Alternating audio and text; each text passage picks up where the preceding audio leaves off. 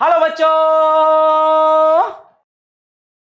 तो यहां पर there has to be someone doing work on the gas. तो आज अपने घर के पीछे अपने घर में फ्रिज के पीछे जाकर देखो कि कोई ना कोई बैठा है उस फ्रिज के पीछे जो गैस को कंप्रेस कर रहा है, एक्सपेंड कर रहा है। फ्रिज वाले ने आपके उसमें एक आदमी बिठा के भेजा है, उसको कंप्रेस एक्सपेंड कर रहा है आपके लिए, है ना भाई?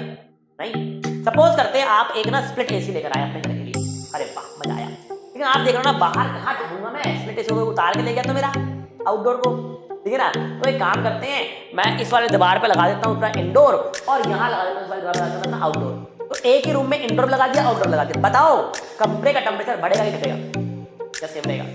बड़े टेम्परेचर बढ़ेगा, ठंडा नहीं करेगा और गर्म करेगा। यहाँ से एनर्जी लेगा, यहाँ से एनर्जी फेंकेगा, लेकिन जो एनर्जी फेंक रहा होगा ना वो ज्यादा होगी, जो लेगा वो एनर्जी कम होगी। Hello and welcome back students. बच्चों, आज हम लोग करने वाले हैं थर्मोडायनेमिक्स का एंड गेम। क्या है ये बेटा?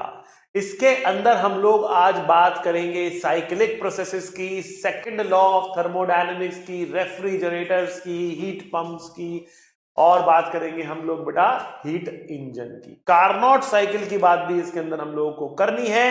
तो बहुत सारी इंपॉर्टेंट बातें लेकर मैं आ गया हूं आपके सामने, आपका अपना रोहित गुप्ता। ठीक है बच्चों, तो स्टार्ट करते हैं बेटा आज का lecture without further ado. Let's do a quick revision first.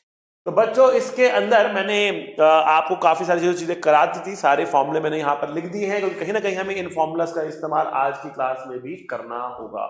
ठीक है बच्चों, तो सबसे पहले है आपके पास आइसोकोरिक प्रोसेस, जिसके अंदर बेटा वॉल्यूम होता है कांस्टेंट, मतलब P/T होता है कांस्टेंट, वर्क डन होता है 0, डेल्टा Q होता है NCV डेल्टा T, और डेल्टा U होता है NCV डेल्टा T। ठीक है, डेल्टा Q और डेल्टा U बेटा बराबर यहां पर है। CV आपके पास molar heat capacity at constant volume है। ठीक है, इनकी डिटेल्स अगर आप जानना चाहते हैं बेटा तो आपको थर्मोडायनेमिक्स का बिगिनिंग देखना होगा। थर्मोडायनेमिक्स द बिगिनिंग, वो आप लोगों को स्टडी करना होगा अच्छे से बेटा लेक्चर। अगर नहीं देखा है अभी तक तो बेटा जाइए प्लेलिस्ट में जाकर देखिए, प्लेलिस्ट में आपको लेक्चर में मिल जाएगा थर्मोडायनेमिक्स बिगिनिंग। ठीक है, उसमें मैंने आपको सारे प्रोसेसेस में होने वाले ये work done, delta Q, delta U, सारे के चीज में डिटेल बताया है कि कैसे कैसे ये आ रहे हैं। सारे प्रोसेस को इंडिविजुअली डिस्कस किया गया है। Similarly delta Q equals to work done plus delta U होता है बेटा, ये फर्स्ट लॉ ऑफ थर्मोडायनेमिक्स है आपके पास। उसके बाद बेटा हम आइसोबारिक प्रोसेस में आते हैं। तो आइसोबारिक प्रोसेस में प्रेशर कांस्टेंट होता है, V/T का रेशियो कांस्टेंट होता है, P delta V NR delta T के बराबर होता है। NCP डेल्टा T जो है वो आपके पास डेल्टा Q के बराबर है, और डेल्टा U की वैल्यू NCV डेल्टा T के बराबर है।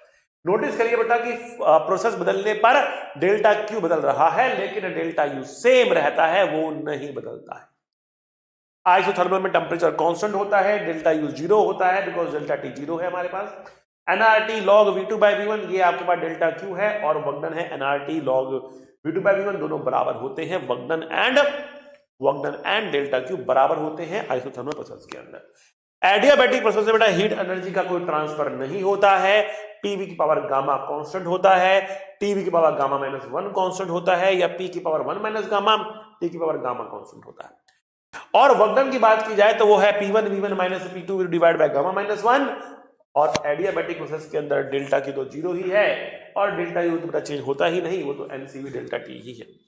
पॉलीट्रॉपिक प्रोसेस के अंदर PV की पावर x बराबर कांस्टेंट है, P1 V1 वर्कडन तो बेटा सेम रहता है, बट गामा की जगह पर x आ जाता है। और C प्रोसेस जो है इसके अंदर वो होता है CV - R/x-1। तो ये हमारे पास डेल्टा Q आ गया, और डेल्टा U तो बदलता ही नहीं, डेल्टा U तो NCV डेल्टा T ही रहता है बच्चों।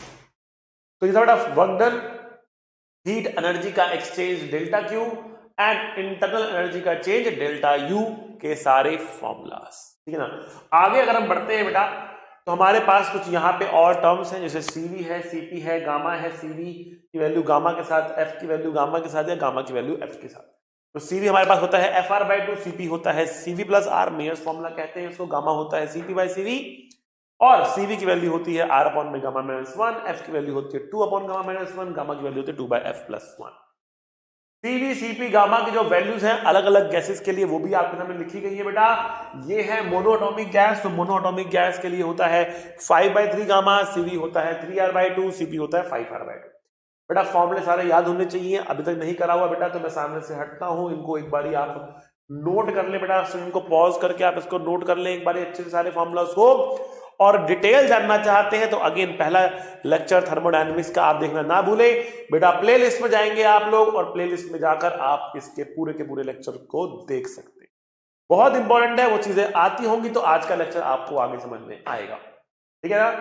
तो इसलिए पहले लेक्चर 1 अच्छे से स्टडी करके आइए, फिर ये लेक्चर आपको बढ़िया से समझ में आने वाला है, ठीक है बच्चों। चलो तो आगे बढ़ते हैं, रिवीजन हम लोग कर चुके हैं ऑलरेडी, तो अब बात करेंगे हम आज के क्लास के अंदर किसकी, हम बात करेंगे साइक्लिक प्रोसेसेस। साइक्लिक प्रोसेसेस क्या होते हैं, तो जहां से आप शुरू करते हो अगर घूम के उसी पॉइंट पर आ जाओ, आप कह रहे हैं कि देखो ये P है और ये V है और इसके अंदर आपने कोई भी एक पॉइंट A लिया, ये है थर्मोडायनेमिक स्टेट A, और यहां कहीं पर आपने एक पॉइंट B लिया, ये है थर्मोडायनेमिक स्टेट B। A से B तक गए आप, कुछ इस रास्ते से चले गए और वापस B से आप घूमकर A पर आ गए, ठीक है। तो आप इस तरीके से A से B तक गए, इस तरीके से वापस B से A तक आ गए।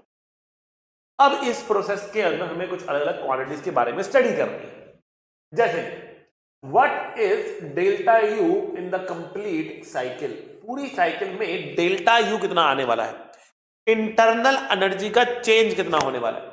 तो बेटा इंटरनल एनर्जी का चेंज डिपेंड करता है इनिशियल और फाइनल टेम्परेचर के ऊपर, उनके डिफरेंस पे डिपेंड करता है। अब मैं कह रहा कि भैया A से शुरू हुए और घूमकर वापस A पर आ गए, तो इनिशियल टेम्परेचर भी T है, फाइनल टेम्परेचर भी T है, डिफरेंस आया 0, so there is no change in the internal energy. ध्यान रखना एक पूरी साइकिल में जहां से शुरू किया घूम के वहीं पर आ रहे, इसलिए डेल्टा U होगा 0 पूरी की पूरी साइकिल के अंदर। अब उसमें प्रोसेसेस जो मर्जी इस्तेमाल हो रहे हैं उससे कोई मैटर नहीं है, नेट डेल्टा U की वैल्यू आपको मिलने वाली है बेटा इतनी 0 मिलने वाली है, इस बात को आपको रखना है बेटा ध्यान में, ठीक है। चलो डेल्टा U की वैल्यू समझ में आई। What is the work done in the complete cycle, पूरी साइकिल में कितना वर्क डन होगा by the gas, by gas, ठीक ना, work done in cycle by gas, कितना वर्क डन कर रही है गैस, हम जानना चाह रहे हैं, ठीक। तो अभी तक हम लिखते आ रहे थे work done is area under the PV graph, area under the PV graph, अभी तक लिखते हैं ना work done is area under the PV graph, ठीक है। लेकिन क्या यहां पर हम बोलेंगे कि area under the cycle is the work done, देखते हैं बेटा। देखो बच्चों, अगर हम A से B तक की बात करें तो यहां पर वॉल्यूम बढ़ रहा है, वर्क डन पॉजिटिव आएगा, और ये जो वर्क डन है ये हमारे पास आ रहा एरिया अंडर द साइकिल, मतलब इतना वर्क डन आ रहा। तो ये ग्रीन लाइंस में ड्रॉ कर रहा हूं बेटा, ये जो पूरा एरिया शेड किया मैंने बेटा, ये है A से B तक जाने में होने वाला वर्क डन, और ये बेटा पॉजिटिव वर्क डन होगा, ठीक है। अब देखते हैं, जब B से A तक आ रहे हैं तो बेटा नेगेटिव वर्क डन होगा, ठीक है ना, वो नेगेटिव क्योंकि कंप्रेशन हो रहा, वॉल्यूम कम हो रहा, ठीक है ना, वॉल्यूम कम हो रहा मतलब गैस के प्रेशर के अगेंस्ट काम हो रहा, नेगेटिव वर्क डन हो रहा। अगर नेगेटिव वर्क डन हो रहा है तो बेटा एरिया अंडर द ग्राफ हमारे पास ये आएगा, है ना भाई। अगर एरिया अंडर द ग्राफ हमारे पास ये है, भैया ये बताओ कि ये हुआ work done from B to A, तो पूरी साइकिल में होने वाला वर्क डन कितना लिख सकते हैं, कमेंट करके बताओ बेटा, पूरी साइकिल में होने वाला वर्क डन हम कितना लिख सकते हैं, कमेंट एंड टेल कि पूरी साइकिल में कितना वर्क डन होगा, कमेंट एंड टेल, ठीक है बच्चों। तो बिल्कुल सही समझ रहे हो आप बेटा, work done in the cycle is going to be area enclosed by cycle, enclosed by the cycle,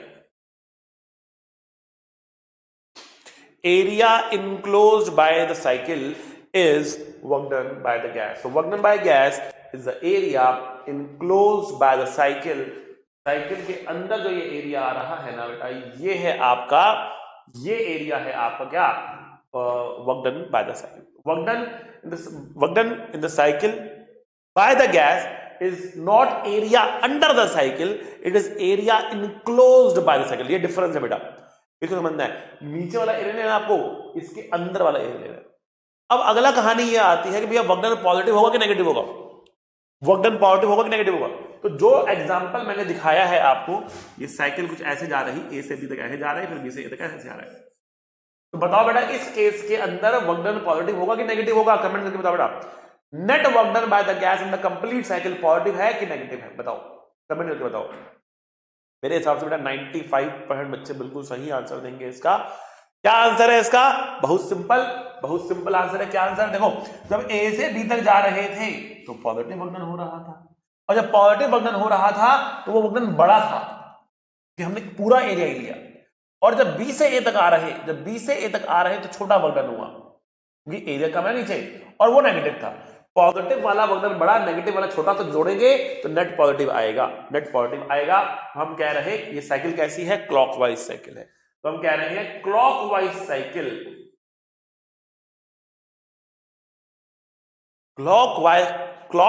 cycle implies positive work done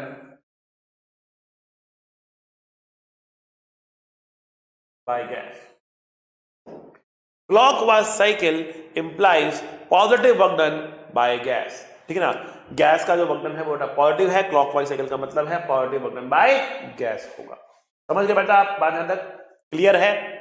बढ़े आगे, चले आगे, चलो। डेल्टा यू की वैल्यू हमको 0 मिल गई, और work done by the gas हमको क्या मिल गया बेटा? Area enclose by the cycle मिल गया।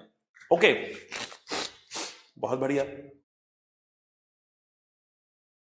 साइक्लिक प्रोसेसेस हमारे लिए इसलिए जरूरी होते हैं क्योंकि हम साइकिल को रिपीट कर सकते।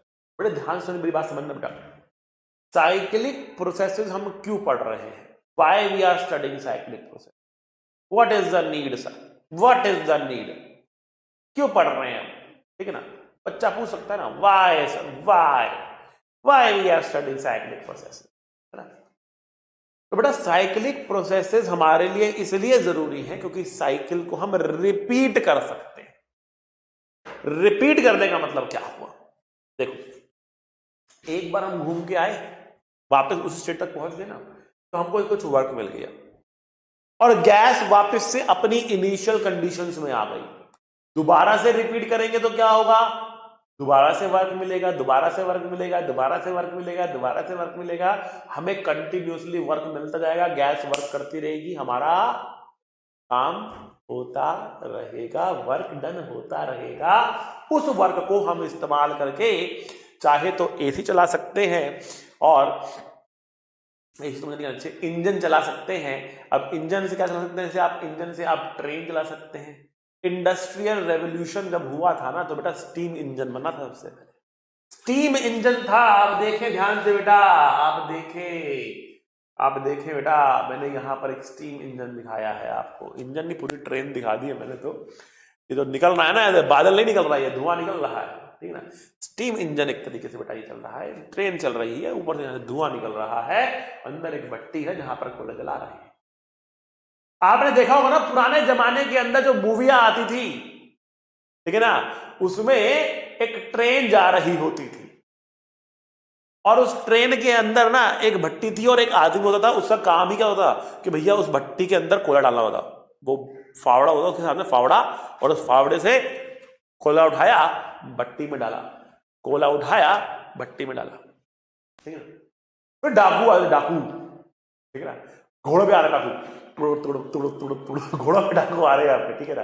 अब उन डाकुओं को काम नहीं, सबसे पहले जाकर उसी आदमी को पकड़ते थे जो कोयला डाल रहा था, उसी को, वो टारगेट होता था, प्राइम टारगेट, कि भैया उसको पकड़ो जो कोयला डाल रहा है, जो कोयला डाल रहा है उसको पकड़ लिया आपने तो काम बन गया। ट्रेन पे कब्जा, ट्रेन हाईजैक, फिर हम डालेंगे कोयला, हम चलाएंगे ट्रेन को, ठीक है ना। तो वहां पर क्या हो रहा है? देखो वहां पर क्या हो रहा है, ये इंजन को चला रहे हैं हम, इस इंजन को चला रहे हैं हम, और इस इंजन को चलाने के लिए जो वर्क की रिक्वायरमेंट है वो गैस कर रही है, और गैस को वर्क करने के लिए एनर्जी की रिक्वायरमेंट है। वो एनर्जी कहां से आ रही? कोयले से आ रही। तो उसके बारे में पूरा समझाता हूं। इंजन में थोड़ा सा पहले भावना में बह गया और आपको इंजन पे ले आया डायरेक्टली, लेकिन मैं आपको ये बता रहा था कि साइकिल को हम बेटा रिपीट कर सकते हैं। साइकिल को बेटा हम लोग रिपीट कर सकते हैं, ठीक है। साइकिल को जितनी बार हम रिपीट करेंगे हमारा वर्क मिलता हुआ हमें चला जाएगा। गैस की इंटरनल एनर्जी चेंज हो नहीं रही, तो मतलब पूरे के पूरे साइकिल पूरे होने में गैस तो कोई एनर्जी रख नहीं रही अपने पास, ठीक है ना। तो यहां पर क्या हो रहा है, सारा वर्णन हम करा रहे हैं गैस से, क्या कर रहे हैं, गैस से वर्णन करा रहे हैं, ठीक है। डेल्टा क्यू क्या कह सकते हैं, what is delta Q? Delta Q जो है बेटा वो है हीट एनर्जी का एक्सचेंज। अगर फर्स्ट लॉ ऑफ थर्मोडायनेमिक्स लगाते हैं तो पूरे के पूरे साइकिल में होने वाला delta Q will be equals to work done in the cycle by gas obviously plus delta U. Delta U तो जीरो ही है, डेल्टा यू जीरो ही है, उसको मैंने लिखा ही नहीं, प्लस जीरो पर जीरो, डेल्टा यू जीरो ही है। सो डेल्टा क्यू साइकिल, पूरी साइकिल में जो हीट एनर्जी का एक्सचेंज है वो कहां जा रहा है, वर्क डन बाय साइकिल में जा रहा है। अब जो हीट एनर्जी का एक्सचेंज है ना बेटा, ये भी दो टाइप का होता है।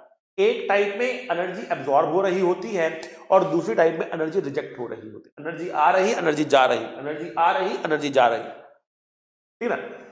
जब मैंने आपको ये भट्टी दिखाई थी, यहां पर देखो, तो यहां से जो ऊपर धुआं निकल रहा है, एनर्जी भी तो निकल रही है, धुआं गर्म निकल रहा है, धुआं निकलता है यहां से, तो ऊपर धुआं निकल रहा है वो गर्म धुआं निकलता है, गर्म धुआं निकलता है, ठीक है ना।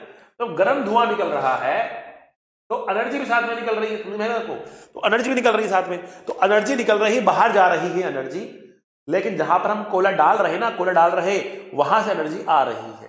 बड़ा गैस जो है वो कुछ एनर्जी ले रही है, कुछ एनर्जी दे रही है। या इसको अगर आप छोटे उसमें लेकर आओ, मान लिया अपनी बाइक की बात करो, तो कहीं ना कहीं बाइक में भी यही कॉन्सेप्ट लग रहा, या कार में भी यही कॉन्सेप्ट लग रहा। हमारे पेट्रोल है, कोयला नहीं, पेट्रोल है, पेट्रोल हो रहा बर्न, प्रोड्यूस हो रही एनर्जी, वो एनर्जी जा रही इंजन के पास, इंजन चल रहा, इंजन से कनेक्टेड है आपके टायर्स, टायर से घूम रहे, गाड़ी आगे चल रही, ठीक है ना। तो ये सारा काम जिसका बेटा इंजन का काम होता है, ठीक है ना। बट अगेन हम इंजन पे अभी जंप ना करके पहले डेल्टा क्यू की बात कर रहे हैं। हम डेल्टा क्यू भी दो टाइप का होता है बेटा, एक होता है इसमें Q1, एक होता है इसमें Q2। Q1 को कहते हैं एनर्जी एब्जॉर्ब्ड, Q2 को कहते हैं energy rejected. Energy absorb, energy rejected. सो डेल्टा क्यू जो पूरी साइकिल में है वो है Q1 minus Q2। Delta Q जो पूरी साइकिल में है ना बेटा वो है Q1 माइनस Q2, ठीक है ना। तो Q1 माइनस Q2 में Q1 क्या है, एनर्जी जो एब्जॉर्ब हो रही, Q2 क्या है, जो एनर्जी रिजेक्ट हो रही। जो रिजल्टेंट है, नेट कितनी एनर्जी एब्जॉर्ब हो रही है, वो है delta Q, that is Q1 minus Q2। आई बात समझ में आपको? माइनस क्यू क्योंकि एक एब्जॉर्ब एक रिजेक्ट हो रहा। अब यहाँ पे Q1 Q2 दोनों ही हमें पाउडर लेके चलने हैं, ये Q1 Q2 दोनों ही पाउडर लेके चलने हैं। मैंने बीच में माइनस लगा दिया है ऑलरेडी, मैंने बीच में माइनस लगा दिया है, रिजेक्ट के लिए मैंने बीच में माइनस लगा दिया है, ठीक है ना। ओके, समझ गए बेटा बात? चलो अब बात करते हैं, जैसे कि मैंने आपको पहले ही हिंट दे दिया है तो पहले उसी की बात करते हैं। भैया जो हमारे पास क्या नाम है, साइक्लिक प्रोसेसेस हैं, ठीक है। अगर क्लॉकवाइज साइकिल होगी तो work done by gas positive होगा, एंटी क्लॉकवाइज साइकिल हो गई तो work done by gas negative हो जाएगा। क्लॉकवाइज साइकिल का मतलब है work done by gas positive होगा और एंटी क्लॉकवाइज साइकिल का मतलब है work done by gas negative होगा। तो अब कहने की, अब सोचने वाली बात यह है कि हमें अगर इंजन चलाना है और बाइक को आगे लेके जाना है तो हम क्या चाह रहे हैं, गैस वर्क करें कि हम गैस पे वर्क करें? हम चाह रहे हैं गैस वर्क करके गाड़ी को चलाएं, है ना भाई। सो जब भी हम बात करेंगे किसकी, हीट इंजन की, हीट इंजन का काम क्या होता है बेटा, what is the role of heat engine? It converts heat energy into mechanical work. It converts heat energy into mechanical work. ये हीट एनर्जी को मैकेनिकल वर्क में कन्वर्ट करता है, ठीक है। कौन? Heat engine. तो what does heat engine do? Heat engine converts heat energy into mechanical work, ठीक है। And this is a tough job, this not an easy job. देखो इसका उल्टा बहुत आसान है, मतलब आपने एक पत्थर लिया, पत्थर को फेंक दिया, राइट। तो पत्थर के पास क्या है, पत्थर के पास है kinetic energy, mechanical energy, can say it has a mechanical energy. जब आपने फेंका तो अल्टीमेटली जब चलता था वो रुक गया। तो कहां गई वो सारी mechanical energy? It converts into heat. वो हीट में चली गई, वो हीट में चली गई बेटा, वो हीट में चली गई। ठीक है ना। Mechanical convert heat energy into mechanical energy बोल सकते हो आप, यहाँ पे मैकेनिकल वर्क में ना बोल के मैकेनिकल एनर्जी बोल सकते हो, बाय डूइंग मैकेनिकल वर्क से। ठीक है, लेकिन अगर आपने उसी पत्थर को लिया और उसको गर्म करना चालू किया, गर्म करना चालू किया, तो क्या पत्थर भागना शुरू कर देगा? क्या नहीं ना, पत्थर गर्म होगा चलेगा नहीं, गर्म होगा चलेगा नहीं। क्या मतलब इसका? इसका मतलब ये कि अगर आपके पास मैकेनिकल एनर्जी है तो उसको हीट में कन्वर्ट करना बहुत ही आसान, लेकिन अगर आपके पास हीट एनर्जी है तो उससे मैकेनिकल एनर्जी प्रोड्यूस करना इज टफ। उसके लिए लगता है एक पूरा इंजन, और जो हीट इंजन होता है वो बेस्ड होता है, इट इज बेस्ड अपॉन और it is made by clockwise cycle, clockwise cycle, cyclic process. ठीक है, क्लॉकवाइज साइकिल होनी चाहिए तब जाकर बनता है। कौन सा ग्राफ की बात कर रहे हैं? पीवी ग्राफ की बात कर रहे हैं, पीवी ग्राफ की बात कर रहे हैं। पीवी ग्राफ के अंदर क्लॉकवाइज साइकिल रहेगी तो हम कहेंगे कि भैया क्या बन रहा? ये एक हीट इंजन बन रहा। इससे we can create a heat engine, इससे we can create a heat engine, we can get energy from it, we can get energy from it. आई बात समझ में आपको? लेट अस सी बेटा। देखो हमने कहा कि देखो ये क्या है हमारे पास, हमने कहा ये एक इंजन है, इसमें क्या है बेटा? इसमें गैस है, ध्यान देखना। और क्या है हमारे पास? ये देखो हमारे पास बेटा एक सोर्स है, किसका? हीट एनर्जी का। बेटा ये कहां पर है? ये हाई टेम्परेचर पर है, it is at high temperature. Now gas will take energy from the high temperature, it will absorb energy from the high temperature, तो विल राइट Q1। तो Q1 क्या है बेटा? एनर्जी एब्जॉर्ब है। क्या है? Energy absorbed. Then we have a piston air, which is connected to a gear and which is connected in turn with a, let's say, tire. Okay, this is connected to a tire. All right. नीचे कर लो या फिर ऊपर draw कर सकते हैं, हमको एक बार कंफ्यूजन है आपका तो we can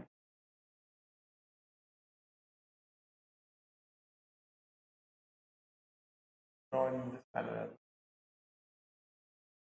Now when the piston move in and out, then this gear converts the motion into rotatory motion. वो मैकेनिकल गियर का काम है। ठीक है, वो मैकेनिकल गियर का काम है, उसको इंजन लगता, that's a mechanical gear, we can convert this motion into a rotary motion. ठीक, तो लेकिन इस पिस्टन को कौन चला रहा? इस पिस्टन को चला रहा। जैसे ही इसके पास ये एनर्जी आई, गैस एक्सपैंड करती है, पिस्टन को बाहर की तरफ मूव करती है। अब मूव तो कर दिया, बाहर वापस आना भी तो है। वापस आने में क्या करना है? गैस को ठंडा होना पड़ेगा, कंप्रेस होना पड़ेगा, ठंडा होना पड़ेगा, कंप्रेस होना पड़ेगा। वो कैसे होगा? The gas is going to reject the energy at sink which is at low temperature. Normally it is atmosphere, right? So the gas is going to reject the energy, मतलब Q2 यहां लिखते हैं। Q2 क्या है? Energy rejected है, ये energy rejected है ये। तो gas will reject the energy to the source, ठीक है ना। और जैसे वो एनर्जी रिजेक्ट करेगी, ठंडा हो जाएगी, तो पिस्टन खट करके वापस आएगा। एनर्जी आई, जुप, पिस्टन क्या? जुप, एनर्जी गई, जुप, पिस्टन वापस आया, जुप। तो यहां पर एनर्जी का फ्लो हो रहा है, यहां पर पिस्टन मूव कर रहा है, जुम जुम जुम जुम जुम जुम ऐसे हो रहा है, चल रहा है।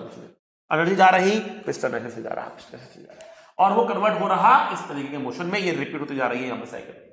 ठीक है, अब सोर्स से एनर्जी निकल रही तो सोर्स ठंडा होना शुरू हो जाएगा। सोर्स को गर्म करने के लिए इसको एनर्जी प्रोवाइड करनी पड़ेगी। इसको एनर्जी प्रोवाइड करने के लिए आप कोयला जला सकते हो, आप क्या नाम है, पेट्रोल डीजल बर्न कर सकते हो। You need a energy source जहां से कंटिन्यूअस एनर्जी सोर्स के पास जाए, टेम्परेचर बढ़े, टेम्परेचर से एनर्जी इसके पास जाकर पूरा खेल चलता हुआ चला जाए। ये है पूरी कहानी बेटा आपके पास इंजन। ठीक, आई होप आपको मोटा मोटा समझ में आएगा इंजन काम कैसे करता है। लेकिन अब हम बात करेंगे यहां पर भैया, work is done by the gas here, positive work कर रहा है ये बाय द गैस है। ओके, ठीक है, तो यहां पर एनर्जी के पॉइंट ऑफ व्यू से हम क्या लिख सकते हैं? हम कह रहे हैं जो एनर्जी आ रही Q1, कहां जा रही है एनर्जी? ये एनर्जी कुछ तो वर्क डन बाय गैस में जा रही और Q2 में जा रही। साइकिल पूरा हो रहा, ये अपने पास कोई एनर्जी को रोक नहीं रहा, मतलब डेल्टा यू को 0 लिखना है आपको। Q1 जो आ रहा वो 2 पार्ट में बट रहा, एक तो रिजेक्ट हो रहा, बचा हुआ एनर्जी वर्क डन में जा रही। तो क्लियरली जो एनर्जी ये एब्जॉर्ब कर रहा है उतनी एनर्जी रिजेक्ट नहीं कर रहा, उसमें से कुछ हिस्सा वो वर्क में कन्वर्ट कर रहा है। सारा कन्वर्जन नहीं हो रहा, सारा कन्वर्जन नहीं हो रहा, कुछ हिस्सा वर्क में कन्वर्ट हो रहा है, सारा कन्वर्ट नहीं हो रहा। Q2 0 नहीं है यहां पर, Q2 कुछ आएगा, कुछ ना कुछ एनर्जी सिंक में जाएगी, ठीक है ना। सारा कन्वर्जन नहीं हो रहा, बिकॉज उसको वापस भी तो आना है, वापस आने ठंडा होना है, ठंडा होने में एनर्जी वापस देनी है, तो कंप्रेस होगा, एनर्जी वापस देगा। तो भैया इसका मतलब क्या है? इसका मतलब क्या है? कुछ ना कुछ Q2 होना चाहिए। तो कोई भी इंजन ऐसा बन नहीं सकता जिसका एफिशिएंसी 100% हो जाए।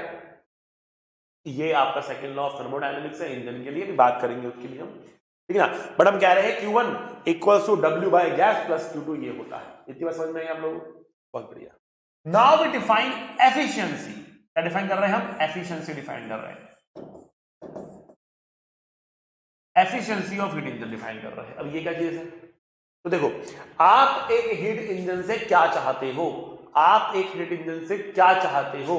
कि भैया वो बहुत सारा वर्क करे, बहुत सारी एनर्जी पैदा करे, बहुत सारी एनर्जी को कन्वर्ट कर दे मैकेनिकल एनर्जी में, और बहुत दूर तक हमको लेकर जाए। ये चाह रहे हो ना?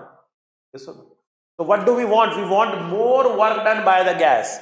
जितना ज्यादा गैस वर्क डन करेगी उतना ही हाई एफिशिएंसी होना चाहिए, वर्क डन बाय गैस ज्यादा होना चाहिए ना। क्या नहीं चाह रहे आप हीट इंजन से? क्या नहीं चाह रहे आप हीट इंजन से? हीट इंजन क्या ना करे या क्या कम से कम करे? क्या नहीं चाह रहे आप हीट इंजन से? तो आप नहीं चाह रहे कि हीट इंजन, आप नहीं चाह रहे कि हीट इंजन पेट्रोल ज्यादा वेस्ट करे। भाई पहले ही इतने दाम बढ़ गए हैं पेट्रोल के, इतना महंगा होता जा रहा है पेट्रोल, एनवायरनमेंट भी खराब हो रहा है। तो what do we want? We want कि कम से कम पेट्रोल का इस्तेमाल हो, कम से कम पेट्रोल का इस्तेमाल हो। अगर पेट्रोल का इस्तेमाल कम से कम हो रहा होगा तो हम क्या कहेंगे? हम क्या कहेंगे बताओ मुझे? पेट्रोल का इस्तेमाल अगर कम से कम हो रहा होगा तो हम क्या कहेंगे? तो हम ये कहेंगे कि भैया एफिशिएंसी ज्यादा है। कम पेट्रोल का इस्तेमाल करके ज्यादा वर्क कर दिया तो एफिशिएंसी हाई है, ठीक है ना। कम पेट्रोल मतलब हमें पेट्रोल कम जलाना पड़ रहा, मतलब गैस एनर्जी कम खींच रही, फिर भी वर्क ज्यादा कर रही, मतलब divide by Q1 multiply by 100. If you denote the efficiency in a percentage form, you have to multiply it by 100. अगर आप उसको परसेंटेज में नहीं दिखाते हो,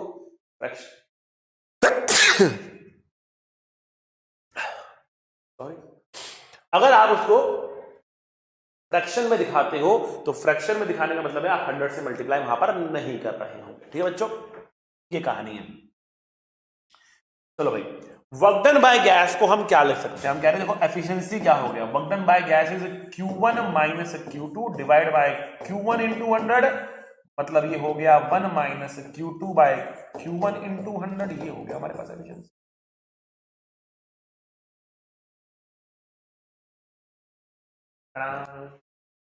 So efficiency is 1 minus Q2 by Q1 into 100. That is the efficiency we are having. ये efficiency है हमारे पास, बस ये फॉर्मूला लगाना है और लाइफ जिंगा कर लेनी है अपनी। तो बच्चों बढ़ते हैं आगे।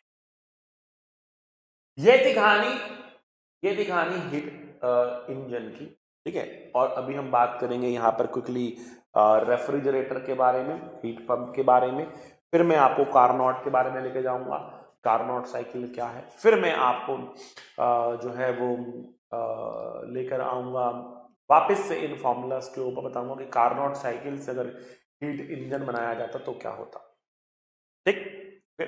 बट उससे पहले हम बात करते हैं रेफ्रिजरेटर की।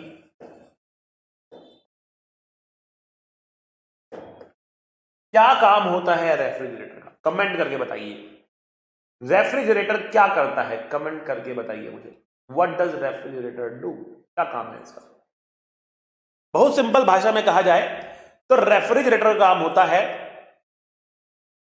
एनर्जी को लो टेम्परेचर से निकालकर हाई टेम्परेचर पर लेके जाना, लो टेम्परेचर से निकालकर हाई टेम्परेचर पर लेके जाना। अब आप कहोगे सर ऐसा तो होता नहीं है, energy travels from high temperature to low temperature, that is a natural flow of heat, that is a natural flow of heat, that energy travels from high temperature to low temperature. देखो refrigerator आपने कहां देखा है? Fridge में देखा होगा ना, fridge में आप सबके घर में फ्रिज होगा, ठंडा पानी पीते हैं आप गर्मियों के अंदर, है ना। जो फ्रिज है, फ्रिज में लगता है रेफ्रिजरेटर, ठीक है ना, उसमें होता है आपका रेफ्रिजरेटर, ठीक है। अच्छा, रेफ्रिजरेटर क्या करता है? ठंडा करता है, आपको ठंडा करता है, क्या करता है? ठंडा करता है। किसको ठंडा करता है? गर्म जगह को ठंडा करता है, ये ठंडी जगह को और ठंडा करता है। ध्यान सोच के बताओ, बेटा बहुत ध्यान से सोच के बताओ मुझे कि रेफ्रिजरेटर क्या करता है। क्या रेफ्रिजरेटर ठंडी जगह को ठंडा करता है या गर्म जगह को गर्म ठंडा करता है? तो कुछ बच्चे कहेंगे सर गर्म जगह को ठंडा करता है, तो बेटा नहीं, नहीं, रेफ्रिजरेटर ठंडी जगह को और ठंडा और ठंडा और ठंडा कर रहा है। भाई टेम्परेचर अगर आप देखें फ्रीजर में जाकर तो नेगेटिव में होता है, पानी में जम चुका होता है और उसमें से एनर्जी वो और निकाल रहा है और एनर्जी निकाल रहा है, उसको और ठंडा कर रहा है, उसको और ठंडा कर रहा या उसकी ठंड को मेंटेन कर रहा, ठीक है। तो रेफ्रिजरेटर का काम है जहां पर टेम्परेचर कम है वहां से एनर्जी खींचना और वो एनर्जी कहां फेंक रहा? पीछे, ठीक है ना। अगर आप रेफ्रिजरेटर के पीछे जाकर देखो तो आपको वहां पे गर्मी का एहसास होगा, वहां से गर्मी निकलती हुई आपको फील होगी, रेडिएटर लगा होगा उसके पीछे जहां से एनर्जी बाहर की तरफ फेंकी जा रही है, ठीक है बच्चों। अच्छा जी, तो रेफ्रिजरेटर का काम है to flow the heat energy from low temperature to high temperature, ठीक है। हीट एनर्जी को फ्लो करना है लो टेम्परेचर से हाई टेम्परेचर की तरफ, ठीक है बेटा। ये है रेफ्रिजरेटर का काम, to flow the heat energy from low temperature to high temperature, that is what refrigerator do. Low temperature से हाई टेम्परेचर की तरफ हीट एनर्जी को फ्लो करवाता है कौन? रेफ्रिजरेटर। तो refrigerator flow the heat energy from low temperature to the high temperature. I hope this is clear, okay. चलो कैसे बनाए इसको? Again we have a gas, ठीक है, और ये गैस एनर्जी लेने वाली है Q1 कहां से? लो टेम्परेचर से, मतलब जो आपका सोर्स रहेगा ना इस बार एनर्जी का वो लो टेम्परेचर पर होगा। लेकिन लो टेम्परेचर से एनर्जी ले कैसे सकती है? लो टेम्परेचर से एनर्जी ले कैसे सकती है गैस? ये एनर्जी लेने के लिए ना इसको अपना टेम्परेचर इस सोर्स से भी कम करना पड़ेगा। एनर्जी टीएल से निकालने के लिए इसको अपना टेम्परेचर टीएल से भी कम करना पड़ेगा। तो ये अपना टेम्परेचर टीएल से भी कम कर लेगा ना, तब जाकर ये टीएल से क्यू एनर्जी निकाल पाएगा। तो अपना टेम्परेचर गिराएगा कैसे? ये अपने आप गैस अपना टेम्परेचर गिरा सकती है, ठीक है ना। तो there has to be someone जो कि इस गैस को क्या करे? एक्सपैंड करे, खींचकर इसको एक्सपैंड करे, जबरदस्ती इसको एक्सपैंड करे। जब गैस को एक्सपैंड किया जाएगा तो गैस क्या होगी? ठंडी पड़ जाएगी, उसका वॉल्यूम बढ़ रहा होगा, टेम्परेचर गिर जाएगा, ठीक है ना। जब आप उसको एक्सपैंड करेंगे तो बेटा टेम्परेचर क्या होगा? बेटा फॉल करेगा, ठीक है। अब जैसे ही टेम्परेचर इसमें फॉल किया और टेम्परेचर घट के टीएल से भी कम हो गया, इसने टीएल से एनर्जी निकालना शुरू कर दिया, ठीक। अच्छा, लेकिन इसको सोर्स पे एनर्जी ले लिया इसने, अब सिंक पर एनर्जी इसको जो कि हाई टेम्परेचर पर है वहां पर एनर्जी को फेंकना भी तो है। सिंक जो कि हाई टेम्परेचर पर है वहां पर एनर्जी को फेंकना भी तो है, Q2 भी तो करना है, वहां पे एनर्जी को रिजेक्ट भी तो करना है। तो ये एनर्जी हाई टेम्परेचर पर तभी रिजेक्ट कर पाएगा जब इसका खुद का टेम्परेचर इस TH से ज्यादा होगा, इसका खुद का टेम्परेचर TH से ज्यादा होगा। तो अब इसका टेम्परेचर TH से ज्यादा कैसे हो सकता है? जब इसको कोई कंप्रेस कर, ठीक है। अपने आप उसका टेम्परेचर बढ़ेगा नहीं। अगर TL से एनर्जी ले रहा है तो टेम्परेचर बढ़ते मैक्सिमम टू मैक्सिमम TL हो सकता है। TL से बड़ा टेम्परेचर हुआ तो एनर्जी देना शुरू कर देगा उसको वापस, ठीक है। तो जब एनर्जी ले रहा है तो टीएल से बड़ा टेम्परेचर इसका हो नहीं सकता। टीएच को एनर्जी देने के लिए इसको टेम्परेचर टीएच से बड़ा करना है। तो किस तरीके से ये टीएल से टीएच तक जाएगा, उससे हाई टेम्परेचर तक जाएगा, कोई इसको कंप्रेस करेगा, कोई इसको कंप्रेस करेगा। तो यहां पर वर्क डन ऑन गैस होने वाला है या फिर work done by gas negative होने वाला है। आई बात समझ में आपको? बात समझ में आई आपको? तो यहां पर there has to be someone doing work on the gas. तो आज अपने घर के पीछे अपने घर में फ्रिज के पीछे जाकर देखो कि कोई ना कोई बैठा है उस फ्रिज के पीछे जो गैस को कंप्रेस कर रहा है, एक्सपेंड कर रहा। फ्रिज वाले ने आपके उसमें एक आदमी बिठा के भेजा है, उसको कंप्रेस एक्सपेंड करता रहा है आपके लिए, है ना भाई? नहीं, कौन कर रहा है? कंप्रेसर। तो ये काम है बेटा इलेक्ट्रिसिटी का। Work is done on the gas bye electricity. तो एक मोटर है बेटा, मोटर का काम होता है घूमना। बहुत सिंपल शब्दों में समझा रहा हूं, वेरी वेरी सिंपल शब्दों में समझा रहा हूं। मोटर का काम होता है घूमना। मोटर कैसे घूमती है? जब उसमें इलेक्ट्रिसिटी जाती है तो मोटर घूमना शुरू हो जाती है। मोटर घूमना बेटा शुरू हो जाती है और उस मोटर को गियर्स के जरिए कनेक्ट किया जाता है पिस्टन से। मोटर घूमती है तो पिस्टन इन एंड आउट करना शुरू कर देता है। गैस के ऊपर वर्क होना चालू हो जाता है। गैस के ऊपर वर्क होना चालू हो जाता है, ठीक है ना? गैस के ऊपर वर्क होता है। गैस ठंडी होती है तो वो सोर्स से एनर्जी लेती है, गैस गर्म होती है तो वो सिंक पे एनर्जी फेंक देती है। आई बात समझ में? तो यहां पर हम क्या कह सकते हैं? देखो, हम कह रहे हैं कि Q1 एनर्जी आ रही plus work is done on gas, plus work is done on gas, ठीक है? कहां गया ये? Q2 में गया, Q2 में गया। ये हमारे पास बेटा इक्वेशन आ गई, ये हमारे पास इक्वेशन आ गई। एनर्जी आई, वर्क आया, मिला के कहां गया? Q2 में। अब यहां पर एक बहुत ही फेमस क्वेश्चन है, बहुत ही फेमस क्वेश्चन है बेटा, उसका जवाब देना है। मान लिया आपने आपके रूम में एक नया फ्रिज लाके रखा, एकदम बीचों बीच रख दिया आपने फ्रिज लाके, ठीक? अब उसका जो फ्रंट डोर है वो खोल दिया, फ्रीजर का डोर भी खोल दिया, आगे से खुला हुआ है, ठीक? और आपने उसको प्लग किया और स्विच ऑन कर दिया। सारा रूम हर जगह से बंद कर दिया। बाहर से ना एनर्जी आ रही ना बाहर एनर्जी जा रही, मान लेते हैं एडियाबैटिक रूम है आपका पूरा, ठीक? अब आपने उसको स्विच ऑन कर दिया तो अब जो फ्रिज है वो क्या कर रहा? वो आगे से एनर्जी को ले रहा है और पीछे एनर्जी को फेंक रहा है। आगे से एनर्जी ले रहा, पीछे एनर्जी फेंक रहा, आगे से एनर्जी ले रहा, पीछे से एनर्जी फेंक रहा, आगे से एनर्जी ले रहा, पीछे एनर्जी फेंक रहा। ओके, तो हमने कहा कि मान लिया आपके पास ये फ्रिज है, आपने इसका गेट ऐसे खोल रख दिया, ये फ्रिज था यहां पर आपका, ठीक है? ये फ्रिज है, ठीक? तो अब क्या हुआ? आपने इसका तार लिया और तार को स्विच पर लगा दिया। यहां पर स्विच ऑन करने पर क्या होगा? यहां से आगे से इसमें एनर्जी आ रही और पीछे एनर्जी जा रही। ये बेटा Q1 है आपका, बेटा Q2 है आपका।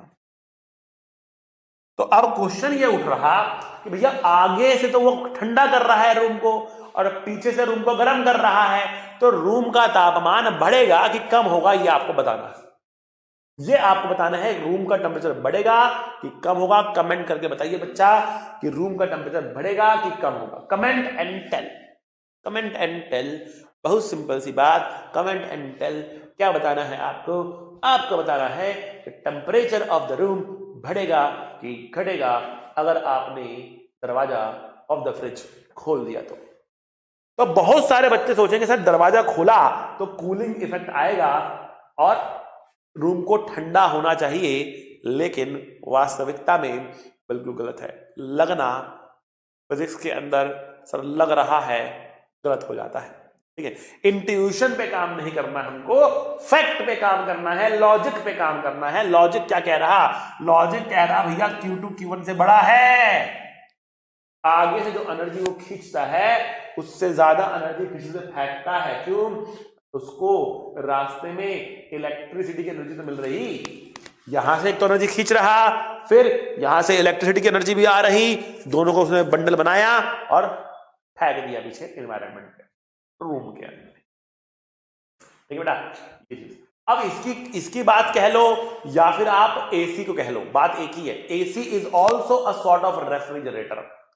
एसी काम भी वही होता है, आगे से हीट एनर्जी लेता है, पीछे हीट एनर्जी को फेंक देता है, या आउटडोर जो उसकी यूनिट होती है वहां से एनर्जी को फेंक देता है।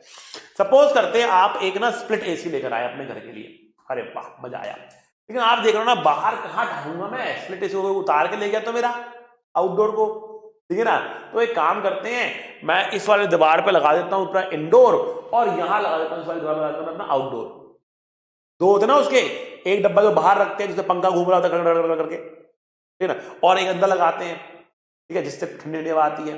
तो आपने उसको लगा दिया यहां पर, और जो पंखे वाला चीज है उसको लगा दिया यहां पर। तो एक ही रूम में इंडोर लगा दिया, आउटडोर लगा दिया। बताओ कमरे का टेम्परेचर बढ़ेगा कि घटेगा, या सेम रहेगा? बड़ा टेम्परेचर बढ़ेगा, वो ठंडा नहीं करेगा और गर्म करेगा। यहां से एनर्जी लेगा, यहां से एनर्जी फेंकेगा, लेकिन जो एनर्जी फेंक रहा होगा ना वो ज्यादा होगी, जो लेगा वो एनर्जी कम होगी। तो फेंक ज्यादा रहा, ले कम रहा, तो रूम में क्या हुआ, बड़ा बढ़ना शुरू हो जाएगा, बढ़ना शुरू हो जाएगा। अब आप सोच रहे होंगे, आपके दिमाग में खुराफातें आनी शुरू हो जाएंगी। आप सोचोगे शाह आपने एक बात कही, आपने कहा कि रेफ्रिजरेटर भी एसी की तरीके से ही काम करता है, या एसी रेफ्रिजरेटर की तरीके से ही काम करता है। मतलब अगर हम फ्रिज को खिड़की पे लगा दे, उसका पीछे वाला हिस्सा बाहर कर दे और फिर गेट खोल दे, तो क्या कमरा ठंडा होगा सर? क्या वो एसी बन जाएगा? काम तो करेगा, काम तो करेगा वो, लेकिन the problem is AC is design to cool a bigger room and refrigerator fridge is design to cool a very small compartment. उसकी इतनी पावर नहीं है, उसमें इतनी क्षमता नहीं है, इतनी एनर्जी नहीं खाता वो। एसी बहुत एनर्जी खाता है, फ्रिज इतना एसी नहीं खाता है, एनर्जी नहीं खाता है। इलेक्ट्रिसिटी का बिल इतना नहीं आता है फ्रिज चलाने पर जितना एसी चलाने पर आता है, because AC is design to cool a bigger room. उसकी ताकत, उसकी पावर ज्यादा है बेटा, वो ज्यादा वर्क कर लेगा, वो ज्यादा एनर्जी खींच देगा, पूरा ठंडा कर देगा, ठीक है ना। प्रिंसिपल वाइज बात की जाए तो अगर आपने फ्रिज को उठाकर लगा दिया खिड़की पर, कूलिंग इफेक्ट तो वो देगा, लेकिन इतना ज्यादा कूलिंग इफेक्ट नहीं मिलेगा जितना आपको एसी में मिलता है। क्यों? क्योंकि fridge is not design to cool a big room, but the principle is same. बच्चों भाई आई समझ में, तो बहुत इंपॉर्टेंट बातें मैंने आप लोगों से करी है अभी। अब यहां पर हम डिफाइन करेंगे क्या, हम डिफाइन करेंगे बेटा coefficient of performance. Coefficient of performance, इसको लिखेंगे बेटा हम बीटा से। कॉफिशिएंट ऑफ परफॉर्मेंस क्या होता है, बीटा को कैसे लिखते हैं? कॉफिशिएंट ऑफ परफॉर्मेंस क्या होता है बच्चों? तो देखो, कॉफिशिएंट ऑफ परफॉर्मेंस का मतलब है, कॉफिशिएंट ऑफ परफॉर्मेंस का मतलब है, यहां पर पहली बात हम एफिशिएंसी डिफाइन ना करते हुए कॉफिशिएंट ऑफ परफॉर्मेंस डिफाइन कर रहे हैं। इसको हम नॉर्मली फ्रैक्शन में लिखते हैं, परसेंटेज में नहीं लिखते हैं, ये चीज आपको ध्यान रखनी है, ठीक है ना। तो कॉफिशिएंट ऑफ परफॉर्मर, कौन अच्छा परफॉर्मर होगा? तो हम क्या चाहते हैं एक रेफ्रिजरेटर से? कि वो ज्यादा ठंडा करे, that is what we want. What we want from AC, what we want from a refrigerator, कि ज्यादा ठंडा करे। मतलब Q1 क्या हो? बड़ा हो। Q1 क्या हो? बड़ा हो। हम क्या नहीं चाहते? हम नहीं चाहते, हम नहीं चाहते, हम क्या नहीं चाहते? हम नहीं चाहते क्या? कि भैया बिल ज्यादा आए, मतलब इलेक्ट्रिसिटी ज्यादा काम करे, हम नहीं चाहते। मतलब हम चाहते हैं कि वर्क डन ऑन गैस कम से कम हो। तो कम वर्क करके ज्यादा कूलिंग करे तो बेटर परफॉर्मर। आई बात समझ में? तो इसको आप लिख सकते हैं Q1 divide by work done on gas कितना है? Q2 माइनस Q ये आ गया हमारे पास, ठीक। अब क्योंकि हमें वर्क डन ऑन गैस करवाना है, इसके लिए रेफ्रिजरेटर के लिए क्या होना चाहिए? Anti clockwise cycle, anti clockwise बिल्कुल इसी प्रिंसिपल के ऊपर बेस बेटा हीट पंप होता है जो कमरे को गर्म करता है। सब कुछ सेम है, बस हमारा फोकस चेंज हो जाता है। रेफ्रिजरेटर के लिए हमारा फोकस Q1 पे होता है, हीट पंप के लिए Q2 पे होता है। तो अगर आप हीट पंप की बात कर दो, हीट पंप की बात कर दो, तो हीट पंप के लिए कॉफिशिएंट ऑफ परफॉर्मेंस जब लिखा जाएगा उसमें Q2 divide by work done on gas लिखा जाएगा। बट इसकी बहुत चर्चा मैं इसलिए नहीं कर रहा हूँ, बहुत ज्यादा इसके बारे में पूछा नहीं जाता है। मेनली रेफ्रिजरेटर और हीट इंजन के लिए आता है, सब कुछ सेम रहेगा, बस Q2 ऊपर आएगा Q1 की जगह। यहां पर फोकस है कितना ठंडा कर रहा, वहां पर फोकस कितना गर्म कर रहा, कितना एनर्जी को जेट कर रहा। ठीक, यहां पर सोर्स बेटा लो टेम्परेचर पर है, सिंक हाई टेम्परेचर पर है, हीट इंजन में अलग था। तो बेटा ये फॉर्मूले अब आपको याद कर लेने हैं, बिल्कुल आपको सिंपल फॉर्मूला बेस्ड क्वेश्चन, निहायत सिंपल क्वेश्चन आते हैं और जरूर आते हैं इनके ऊपर क्वेश्चन, ध्यान रखना, निहायत सिंपल क्वेश्चन आते हैं, ठीक है ना। चलो अब फटाफट मैं आपको लेकर चलता हूं सेकेंड लॉ ऑफ थर्मोडायनेमिक्स के अंदर, और फिर मैं आगे आपको कार्नोट के बारे में बताऊंगा, ठीक है। तो सेकेंड लॉ ऑफ थर्मोडायनेमिक्स की दो स्टेटमेंट्स थी बेटा। एक स्टेटमेंट थी आपके लिए हीट इंजन को लेकर, और एक स्टेटमेंट थी आपके पास रेफ्रिजरेटर को लेकर। तो क्या कह रहा, पहली स्टेटमेंट है केल्विन प्लैंक स्टेटमेंट कहते हैं, तो कहता है no process is possible whose sole result is absorption of heat from a reservoir and complete conversion of heat into work. कह रहा है ऐसा कोई भी हीट इंजन नहीं बनाया जा सकता, ऐसा कोई भी हीट इंजन नहीं बनाया जा सकता जो, सिंपल समझा रहा हूं, जो सारी की सारी हु सोल रिजल्ट, मतलब क्या रिजल्ट हो, अल्टीमेट रिजल्ट क्या हो कि सारा का सारा हीट का एब्जॉर्ब करके 100% कंप्लीट 100% हीट को वर्क में कन्वर्ट कर दे। ऐसा पॉसिबल ही नहीं है, कुछ ना कुछ तो हीट का जो है वो रिजेक्शन होगा ही होगा, सारे के सारा हीट एनर्जी एब्जॉर्ब नहीं हो सकता। Not even Carnot cycle. Carnot cycle क्या है मैं बताऊंगा, ठीक है ना। बट केल्विन प्लैंक स्टेटमेंट ये कह रहा कि कोई भी ऐसा साइक्लिक प्रोसेस आप तैयार नहीं कर सकते हैं एक तरीके से, जो कि, या कोई हीट इंजन तैयार नहीं कर सकते हैं जो 100% conversion of heat into work कर दे। सेकेंड स्टेटमेंट है क्लॉसियस स्टेटमेंट। क्लॉसियस स्टेटमेंट कहती है no process is possible whose sole result is the transfer of heat from a colder object to a hotter object. कह रहा है कोई भी ऐसा रेफ्रिजरेटर नहीं बनाया जा सकता जो बिना किसी वर्क के, बिना किसी उसके ऊपर वर्क किए, ठीक है ना, हीट एनर्जी को कोल्ड से हायर पे ले जाए। सोल रिजल्ट का मतलब क्या हुआ कि और कुछ ना हो रहा हो, केवल हीट एनर्जी लो से हाई पर जा रही हो, तो पॉसिबल ही नहीं। हीट हाई से लो पे चली जाएगी बिना किसी वर्क के, लेकिन लो से हाई पर नहीं जाएगी, उसके लिए आपको वर्क भी करना पड़ेगा, कहीं ना कहीं वर्क भी करना पड़ेगा। ये चीज आपको ये कह रहा है, ठीक है। It can be proved that the two statements above are completely equivalent, दोनों एक दूसरे से इक्विवेलेंट ही हैं। बिकॉज ये नहीं किया सकता तो इसलिए ये नहीं हो सकता, ये इक्विवेलेंट ही है, इसको भी प्रूव किया जा सकता है, लेकिन प्रूव करने की आवश्यकता है नहीं, ठीक है। चलो बढ़ते हैं आगे, और अब हम बात करेंगे यहां पर बेटा एक स्पेशल साइकिल की, जिसका नाम है कार्नोट साइकिल। कार्नोट साइकिल से जो इंजन या रेफ्रिजरेटर बनाए जाते हैं वो परफेक्ट होते हैं, मतलब उससे ज्यादा एफिशिएंसी या परफॉर्मेंस वाले आप तैयार नहीं कर, ठीक है। बिकॉज मैं बहुत डिटेल में नहीं जाऊंगा इसके, हालांकि एनसीईआरटी ने काफी डिटेल में लिखा हुआ है इसके बारे में, रीड दी एनसीईआरटी, मैं मोटा मोटा जस्ट बता रहा हूं आपको। यहां पर कार्नोट साइकिल के अंदर जो प्रोसेसेस हैं उनको कंप्लीटली रिवर्सिबल लिया गया और क्वासी स्टैटिक माना गया, मतलब कार्नोट साइकिल जो है वो कंप्लीटली रिवर्सिबल साइकिल होगी, बहुत स्लो प्रोसेस चलेंगे, एफिशिएंसी बहुत ज्यादा होगी, 100% नहीं, एफिशिएंसी बहुत ज्यादा होगी बाकियों के कंपैरिजन में, लेकिन वो इंजन बहुत स्लो होगा। सिंपल भाषा में कहूं तो आप अपने घर से निकलेंगे और स्कूल तक पहुंच जाएंगे बहुत कम पेट्रोल खर्च करके, अपनी स्कूटी के अंदर बहुत कम पेट्रोल खर्च करके, लेकिन कब पहुंचेंगे ये पता नहीं, बहुत समय लग जाएगा, साल 2 साल लग सकता है, आई डोंट नो, लेकिन पेट्रोल बहुत कम खर्च होगा, लेकिन चलेगा बहुत धीरे चलेगा, ठीक है ना। तो अब इतना धीरे चल रहा है, अब हटा पैसे निकल जाता हूं। तो इट्स अ थियोरेटिकल इंजन, इसको प्रैक्टिकल बनाने का कोई सेंस नहीं है, बन ही नहीं सकता है, मतलब क्योंकि क्वासी स्टैटिक है, बहुत स्लो प्रोसेस का इसमें हम इस्तेमाल कर रहे हैं, बहुत स्लो प्रोसेस का इसमें हम इस्तेमाल कर रहे हैं, ठीक है बच्चों। तो है क्या चीज, आइए देखते हैं। इसमें हमने यूज करे हैं 4 processes. Process number 1, 2, 3, 1, 2, 3, 4। Process number 1 आपके पास है आइसोथर्मल एक्सपेंशन। प्रोसेस नंबर 2 है आपके पास एडियाबैटिक एक्सपेंशन। प्रोसेस नंबर 3 है आपके पास आइसोथर्मल कंप्रेशन। प्रोसेस नंबर 4 है आपके पास एडियाबैटिक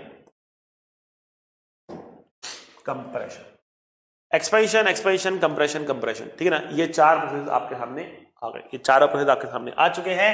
अब अगर देखा जाए ध्यान से, तो अगर यहां पे प्रेशर है P1 V1, टेम्परेचर है कुछ T1, तो यहां पर बेटा प्रेशर P2 V2, टेम्परेचर लेकिन वही T1 रहेगा, बिकॉज ये क्या है, आइसोथर्मल है। क्या है बेटा, ये बेटा आइसोथर्मल है, इसे टेम्परेचर चेंज नहीं हो रहा है यहाँ पे, ठीक है। अब देखते हैं यहां पर क्या हो रहा है। यहां पर एनर्जी कुछ एब्जॉर्ब हो रही होगी Q1, यहां पर एनर्जी कुछ एब्जॉर्ब हो रही होगी Q1। एक्सपेंशन हो रहा, वर्क डन पॉजिटिव है, वर्क डन पॉजिटिव है तो Q भी पॉजिटिव आ गया, क्योंकि U तो जीरो है, थर्मल डेल्टा T चेंज नहीं हो रहा, डेल्टा T जीरो आता, ठीक है। एनर्जी हो रही एब्जॉर्ब, ठीक। अच्छा जी, अब यहां पर क्या होगा, यहां पर देखो कुछ प्रेशर P3 आएगा, वॉल्यूम V3 आएगा, टेम्परेचर कुछ बेटा T2 ले सकते हो आप यहां पर, या एक काम करते हैं इसको TH लिख देते हैं, हाई टेम्परेचर लिख देते हैं, और इसको लिखते हैं हम TL, इसको लिखते हैं बेटा हम TL के बराबर, ये TL है, ठीक है। तो ये लो टेम्परेचर पर आ रहा, जब टेम्परेचर का चेंज हो रहा तो कोई भी एनर्जी इसके अंदर नहीं आ रही, क्योंकि ये एडियाबैटिक है। और फिर वापस से क्या हो रहा, ये आइसोथर्मल जा रहा, तो यहां पर बेटा ये P4 V4 तो आएगा, लेकिन टेम्परेचर TL ही रहेगा, और यहां पर एनर्जी का क्या हो रहा, रिजेक्शन हो रहा। लो टेम्परेचर पर एनर्जी का रिजेक्शन हो रहा, हाई टेम्परेचर पर एनर्जी का एब्जॉर्प्शन हो रहा, ठीक है। क्लॉकवाइज साइकिल ली है तो मैं इससे क्या बना सकता हूं, क्या बना सकता हूं इससे बेटा, मैं इससे मैं बना सकता हूं हीट इंजन। इसको एंटी क्लॉकवाइज करूंगा तो रेफ्रिजरेटर बन जाएगा, इसको एंटी क्लॉकवाइज करने पर रेफ्रिजरेटर बन जाएगा, ठीक है। अच्छा सर, अब अगर हम इसके लिए एफिशिएंसी की बात करें, इसके लिए अगर हम एफिशिएंसी की बात करें तो बेटा एफिशिएंसी का फॉर्मूला होगा, एफिशिएंसी का फॉर्मूला होगा वर्क डन बाय गैस, है ना, work done by gas divide by Q1 into 100, है ना भाई, ये बोल सकते हैं, या फिर 1 minus Q2 by Q1 into 100 कर सकते हैं, ठीक है। तो let's say this is the formula, 1 minus Q2 by Q1 formula. अब आइसोथर्मल प्रोसेस के अंदर जो Q1 होगा, तो Q1 की वैल्यू क्या लिख सकते हो आप, what is the value of Q1? तो बेटा Q1 जो होता है आइसोथर्मल प्रोसेस के अंदर वो W के बराबर होता है। फॉर्मूला देखिए बेटा, फॉर्मूला देखिए, Q जो है आइसोथर्मल प्रोसेस में वो nRT log V2 by V1 होता है ना, nRT log V2 by V1 होता है। तो वापस आते हैं, the value of Q1 will be nRT high log V2 by V1, ये हमारा Q1 है। और यहां पर जो Q2 आएगा, यहां पर जो Q2 आएगा, अगेन ये आइसोथर्मल ही तो है, सो nRT low natural log of V final कितना है हमारे पास, V4 है, और इनिशियल कितना है, V3 है। बट बेटा क्लियरली V4 छोटा है, V3 बड़ा है, ठीक है ना, तो नेगेटिव आने वाला है, ये नेगेटिव आने वाला है, तो नेगेटिव मतलब रिजेक्शन होता है, बट हमें इसका क्या चाहिए, मॉड चाहिए, बिकॉज मैं माइनस साइन ऑलरेडी डाल चुका हूं, ठीक है। तो मैं यहां पर लिखूंगा V3 बाय V4, आप चाहो तो यहां पर एक माइनस डाल लो, क्योंकि मैंने इनिशियल फॉर्म फाइनल किया है, पर जब मैं यहां पे मॉड डालूंगा ना तो ये माइनस साइन भी हट जाएगा, ठीक। अब मेरे पास यहां पर क्या आ रहा, Q2 by Q1 आ रहा, Q2 by Q1 आ रहा। तो अगर मैं यहां पर Q2 by Q1 का रेशो निकालू ना, तो वो रेशो मुझे मिल रहा T high by T low, in fact T low by T high लिखना पड़ेगा मुझे, T low by T high natural log V3 by V4 divide by natural log V2 by V1, ठीक है बच्चों, यहां से बस समझ जाएंगे। अब देखो मैं कुछ और रिलेशन यहां पर लिखता हूं, और फिर हम आगे बात करते हैं, ठीक है। क्या रिलेशन लिख सकते हैं, क्योंकि ये आइसोथर्मल है, I can write P1 V1 equals to P2 V2, पहली बात। ये एडियाबैटिक है, तो आई कैन राइट P2 V2 की power gamma is equals to P3 V3 की पावर गामा। अब ये आइसोथर्मल है, तो आई कैन राइट P3 V3 बराबर P4 V4, और क्योंकि ये एडियाबैटिक है, I can right P4 V4 की पावर गामा बराबर P1 V1 की power gamma. V3 by V4 चाहिए और V2 बाय V1 चाहिए, और इन चारों से अगर आप सॉल्व करके निकालेंगे, कुछ इधर करेंगे, सॉल्व करेंगे, you will actually get that V3 by V4 बराबर V2 बाय V1 आएगा। और क्योंकि ये बराबर आएगा इनको सॉल्व करके, तो आपको मालूम पड़ेगा कि भैया मैं इनको काट सकता हूं। और इनको काटने का मतलब क्या हो गया? इनको काटने का मतलब हो गया कि Q2 बाय Q1 बराबर TL बाय TH है, या फिर Q2 बाय TL बराबर Q1 बाय TH है। इसको कहते हैं बेटा एंट्रोपी। केमिस्ट्री में काफी डिटेल में पढ़ोगे।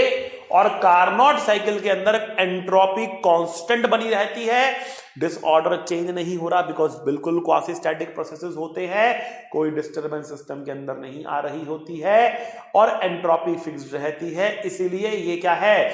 इसीलिए ये एक ऐसा इंजन है जो कि सबसे ज्यादा एफिशिएंसी देगा, इससे ऊपर एफिशिएंसी नहीं आ सकती है। ठीक है, तो एंट्रोपी आपके पास क्या है? इसमें कांस्टेंट है, Q बाय T का रेशियो क्या आ रहा? कांस्टेंट आ रहा। ठीक है, तो हम यहां पर TL बाय TH कर सकते हैं। तो मैं अब आपको वापस लेके चलता हूं हीट इंजन और रेफ्रिजरेटर के फॉर्मूलाज के ऊपर, और यहां पर अब मैं आपको एक फॉर्मूला देने वाला हूं, ध्यान से आप इसको यहीं पर लिखेंगे।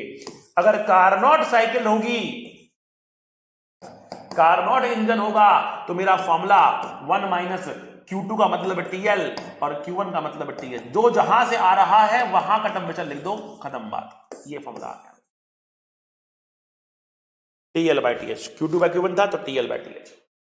ठीक, समझ गए? यहां आते हैं बेटा, तो अगर मैं कार्नोट की बात कर दूं, अगर मैं कहूं कि कार्नोट के ऊपर बेस्ड साइकिल मेरी है, तब क्या होगा? तो Q1 कहां से आ रहा? TL से आ रहा ना Q1, तो Q1 की जगह पर TL लिखूंगा। Q2 कहां जा रहा? TH पे जा रहा, तो मैं यहां पर TH लिखूंगा। Q1 कहां से आ रहा? TL से आ रहा, तो मैं यहां पर TL लिखूंगा। तो कार्नोट के लिए बेटा हमारे पास ये आ गया, बेटा बीटा ये आ गया। ठीक है ना? आई वाज समझ में? कार्नोट का फॉर्मूला ये रहा। क्या ये फॉर्मूला यूज कर सकते हैं कार्नोट के लिए? कर सकते हो। This is a general formula for all the cycle, this is a special formula for Carnot, this is valid for all cycle including Carnot, this is specifically design for Carnot. दोनों equal है Carnot के लिए, दोनों की value बराबर आएगी Carnot के लिए। आई होप आपको बात समझ आ गई। तो कार्नोट का स्पेशल फॉर्मूला ये रहा रेफ्रिजरेटर के लिए, वो रहा हीट इंजन के लिए। बच्चा, सेकेंड लॉ ऑफ थर्मोडायनेमिक्स हमें समझ में आ गया, कार्नोट साइकिल का हमने पूरी कहानी देख ली। अब बेटा एक क्वेश्चन करते हैं जिस पे हम सारे जितने फॉर्मूले हमने अब तक पढ़े हैं लग जाए, एक पूरा समा बन जाए हमारा कि सर हमने जो अभी तक पढ़ा है उस पूरे का रिवीजन हो जाएगा बढ़िया से, और सारी चीजें आपके सामने रखकर सामने आ जाएंगी, तो मजा आ जाएगा। ठीक है बच्चों, तो एक क्वेश्चन यहां पर हम लेंगे, जरूर लेंगे बेटा क्वेश्चन हम एक। तो आइए देखते हैं, ये T है, ये B है।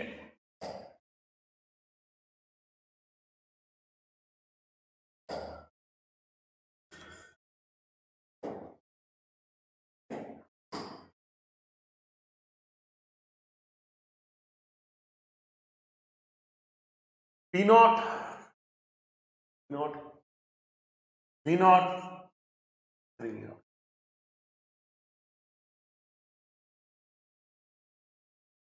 एक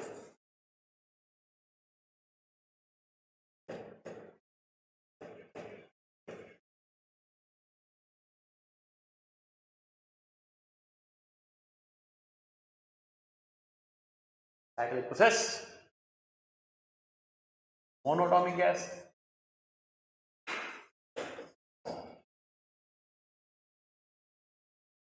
this is a monatomic gas. Okay, चलो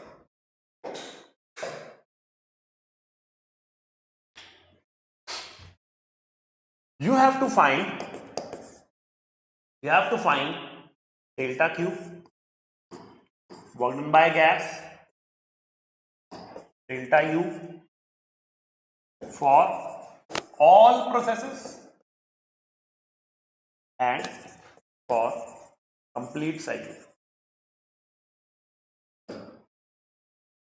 तो तीन चीजें निकालनी है, 4 प्रोसेसेस के लिए तो 12 आइटम्स हो गई, और साइकिल के लिए भी तो 15 आइटम्स हो गई।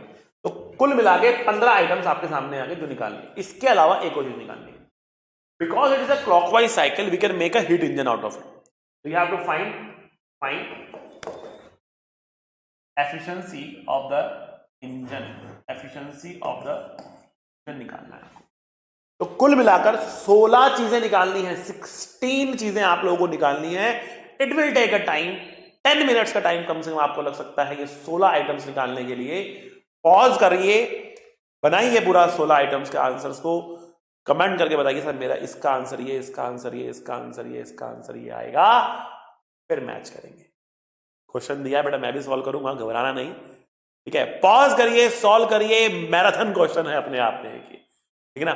तो 10 मिनट लगेंगे, आराम से करिए, सारी चीजें हैं, सिंपल सिंपल चीजें हैं, सारी चीजों का रिवीजन आपके दिमाग में हो जाएगा एक क्वेश्चन से ही, बढ़िया से करना है, ठीक है। चलो, आई होप आप लोगों ने कर लिया होगा। I am starting it. तो सबसे पहली बात करते हैं प्रोसेस ए बी से शुरू करेंगे, प्रोसेस ए बी से शुरू करेंगे। ए बी प्रोसेस बेटा कौन सा प्रोसेस है? आइसोकोरिक प्रोसेस है, आइसोकोरिक प्रोसेस है, ठीक। अब क्योंकि एक आइसोकोरिक प्रोसेस है, इसमें वॉल्यूम कॉन्स्टेंट है, वॉल्यूम कितना होगा इसमें? 0। Delta U and delta Q A B के लिए बराबर होंगे, और इनकी वैल्यू होगी N C V delta T. बहुत खूब। एन मोनो एटॉमिक गैस के लिए सीवी की वैल्यू होती है 3r/2, सीपी की वैल्यू होती है 5r/2। याद करना है, स्टार्टिंग में डायग्राम बना के दिया था मैंने आपको, टेबल बनाई थी। तो सीवी कितना हमारे पास? 3r/2 है ना, लिखो delta T 3/2 N R delta T. Sir ना एन दिया ना डेल्टा टी दिया, कैसे सॉल्व करेंगे भैया इसको? घबराना नहीं है, पीवी बराबर एनआरटी होता है ना, पीवी बराबर एनआरटी होता है ना। तो अब आइसोकोरिक में वॉल्यूम कांस्टेंट है, मतलब आप क्या करेंगे, डेल्टा पी बराबर डेल्टा पी इंटू वी बराबर एनआर डेल्टा टी। तो कितना प्रेशर चेंज हो रहा? 2 P naught minus P not,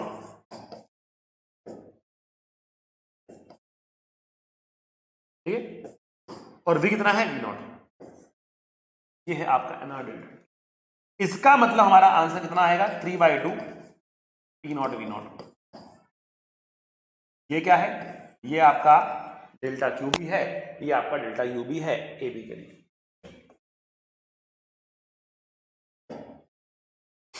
अब बात करते हैं बेटा प्रोसेस बीसी की।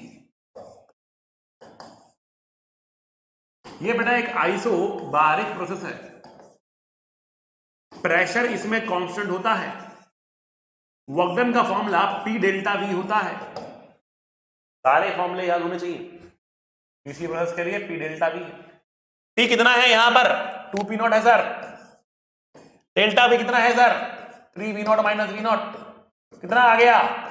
2 P naught, 2 V naught, 4 P naught V naught आया सर। बहुत खूब, बहुत खूब। वर्कडन आ गया, डेल्टा क्यू कितना होगा इसी में? So delta Q will be N CP delta T.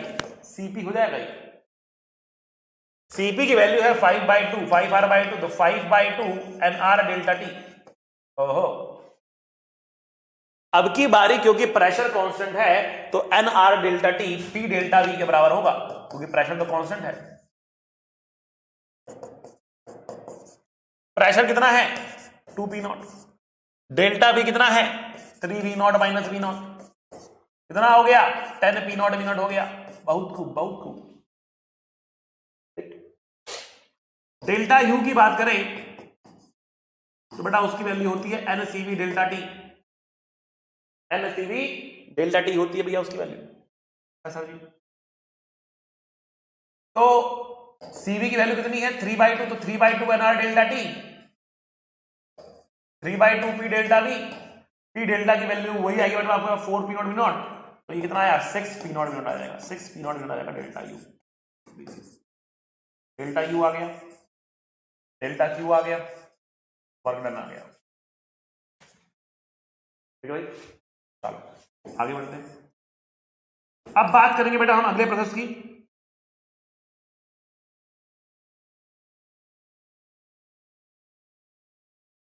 Process CD. CD process isochoric है। आइसोकोरिक है। आइसोकोरिक का मतलब वॉल्यूम है कांस्टेंट, वर्क है 0, डेल्टा क्यू बराबर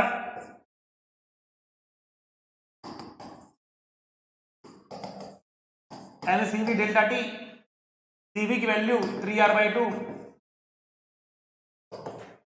आइसोकोरिक में delta P into V is N R delta T, 3/2 delta P into V. Delta P is negative, घट रहा है, 2p0 और v0 घट रहा है तो -p0 आएगा। Delta P is -p0 and v is 3v0। कितना आ रहा? -9p0 v0/2 आ रहा। And the last process is DA process.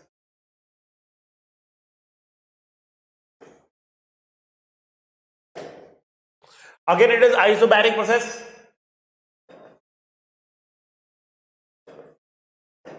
Pressure constant है, work done T delta V, pressure P0 के बराबर है, डेल्टा V नेगेटिव है, -2V0 के बराबर, तो -2P0 V0 आ गया। अब बात करते हैं हम डेल्टा U की, तो वो NCV डेल्टा T होता है, मतलब 3/2 NR डेल्टा T होता है। NR delta T P delta V के बराबर होगा, क्योंकि भैया डेल्टा V क्या है?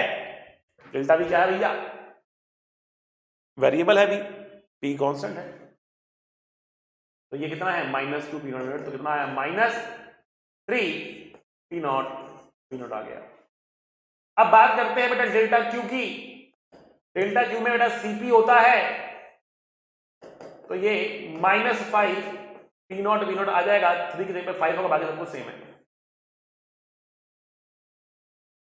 ये डीए के लिए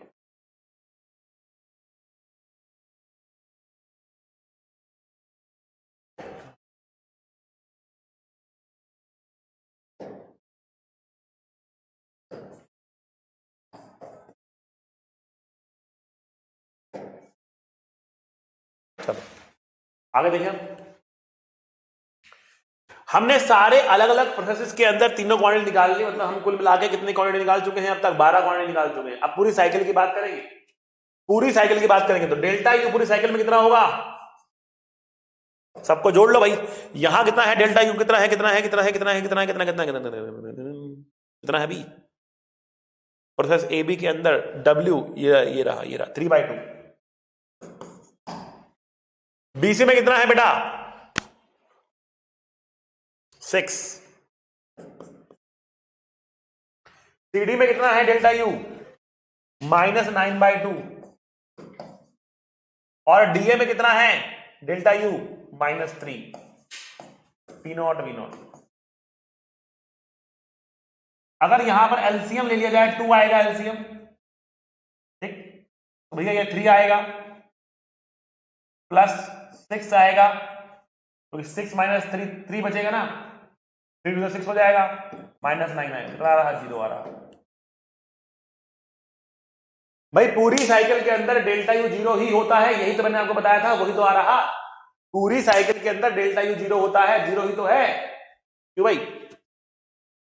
डेल्टा डब्ल्यू मतलब वर्क डन कितना होगा पूरी साइकिल में? Work done in the cycle जोड़ लो। पहली बार में वर्क डन कितना आ रहा हमारे पास? कितना आ रहा वर्क डन? 3/2 आ रहा। नहीं, और आ रहा 0 प्लस। बीच में कितना वर्क डन है? 4 P0 V0। इसमें कितना है? 0। इसमें कितना है? -2।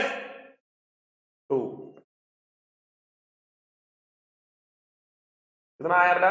2 P0 V0 है, 2 P0 V0 है। ओके सर, अगर आप ये एरिया निकाल लो तो बेटा ये साइड कितनी है 2 P0 2 V0 है और ये कितनी है P0 है, तो एरिया कितना आएगा 2 टाइम्स P0 वही तो आ रहा वर्क डन इन साइकिल। तो अलग अलग प्रोसेसेस का वर्क निकाल के जोड़ोगे या साइकिल के इनक्लोज एरिया को देखोगे, आंसर सेम ही आने वाला है 2 P0 V0। Q1 कितना है, Q1 है एब्जॉर्ब, पॉजिटिव वाला उठाना है आपको खाली 3/2 और 5/2 नहीं और 10, 3/2 एंड 10। यहां पर तो बेटा नेगेटिव आ गया और यहां पर बेटा नेगेटिव आ गया, तो 3/2 एंड 10, 3/2 एंड 10।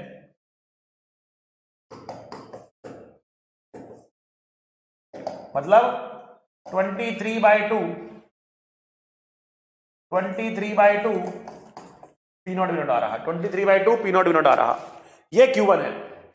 Q2 की बात करें जाए, अगर Q2 की बात की जाए तो Q2 कितना होगा भाई, नेगेटिव उठा लेंगे, तो यहां पर कितना है 9/2 और यहां पर कितना है -5, तो 9/2 एंड 5 माइनस लेना नहीं, 9/2 एंड 5, 9/2 एंड 5 कितना होगा, 9/2 एंड 5 19/2 P0 19/2 ये हो गया हमारे पास 9/2 और इसको जोड़ो, अगर इन दोनों को भी जोड़ो ना आप तो आपको मिलेगा 2 P0 V0।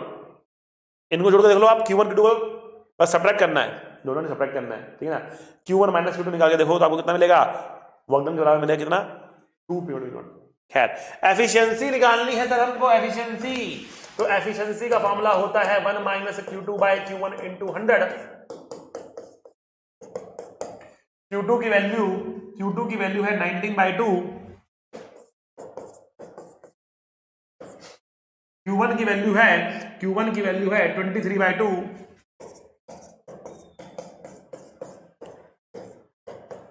into 100, 23 - 19/23 400 divide by 23%, 19% के आसपास, 19-20% के आसपास आपको मिल जाएगा, ये देख लेना कितना आएगा एग्जैक्टली, ठीक है ना। But this is the answer of this question. बच्चों बहुत भोकाल क्वेश्चन था बेटा, बहुत सारा पार्ट्स है इसके अंदर, सब कुछ हमने करा, ठीक है। तो यहां पर खत्म होता है आपका थर्मोडायनेमिक्स का ये था एंड गेम, यहां पर चैप्टर होता है आपका फिनिश, ठीक है। तो बेटा पढ़ते रहिए, मुस्कुराते रहिए, be a good human being. मिलेंगे अगले लेक्चर में, तब तक के लिए सी यू, टाटा, बाय बाय। पढ़ाई करते रहें, ऑल द वेरी बेस्ट।